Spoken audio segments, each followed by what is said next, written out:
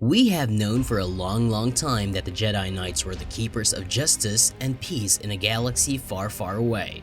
And this fall, we'll enter the High Republic, a time when Force users wielding lightsabers were at the pinnacle of their might. What better time to explore all the crucial Star Wars High Republic tidbits, Easter eggs, and hidden information? Good to see you again, guys. Welcome back to the channel. If you're new here and enjoy these types of videos, be sure to subscribe to this channel because it regularly creates engaging content. By selecting the bell icon while subscribing, you will never miss an update. Alright, let's start the video now. To begin with, we have something really interesting. The San Tekka clan. Max von Sydow is one of the first characters we meet in the Star Wars sequel trilogy. He is portraying a character never given a name on a screen. Still, he is in charge of something very significant. A piece of a map that, at the conclusion of the movie, points Rey in the direction of Luke Skywalker. The individual is referred to as Lord San Tekka in supplemental Star Wars literature, but that doesn't tell us much about him or why he owns such a significant object. However, Charles Soule's Light of the Jedi may provide some insight into that.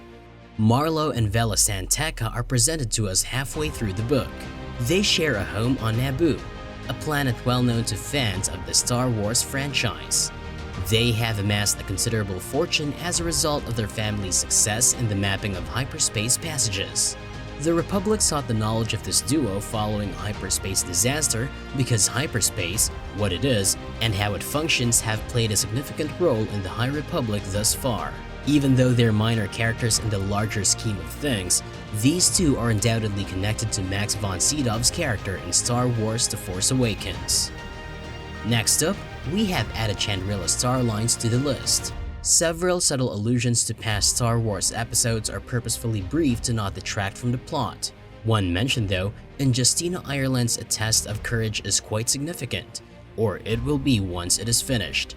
The new book centers on a group of young people who are ambushed while traveling aboard a luxurious space yacht to the Republic Starlight Beacon launch.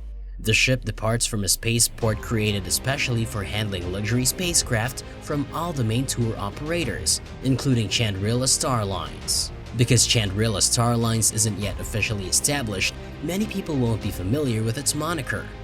It's actually the name of Halcyon's owners in the Star Wars world, where Star Wars Galactic Star Cruiser, a new hotel, and Star Wars Experience will be located.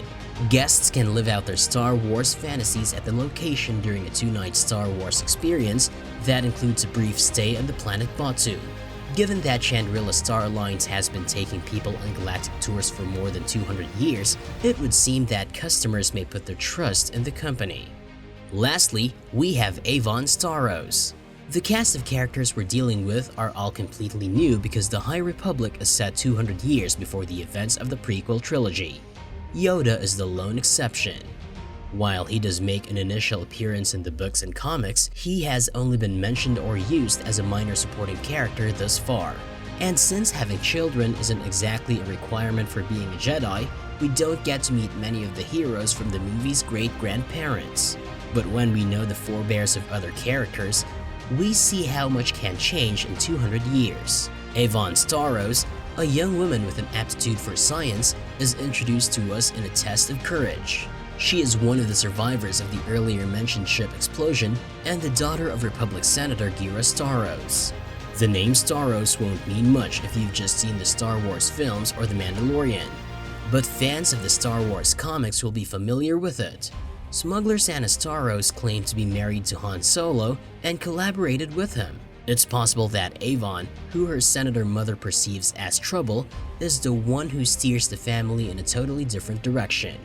There are undoubtedly many other Star Wars allusions that aren't nearly as peculiar or obscure, and it's likely that as the High Republic progresses, we'll find more ties to the galaxy's future that aren't as obvious now.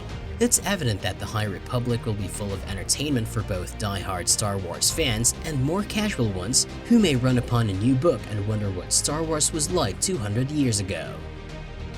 That was an entertaining ride, wasn't it? We trust you enjoyed watching the video. If you concur, kindly hit like and share your thoughts in the comments section. You can subscribe to the channel if you want to see more incredible videos like this one. Have a wonderful day until then. And thanks again for your time.